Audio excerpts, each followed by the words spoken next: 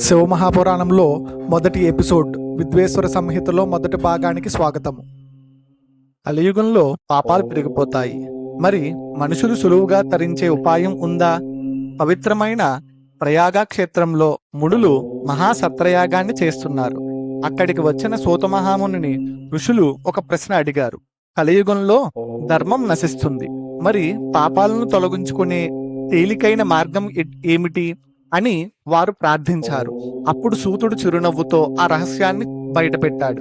దానికి పెద్ద ప్రయత్నం అవసరం లేదు. ఒక అద్భుతమైన ఉపాయం ఉంది.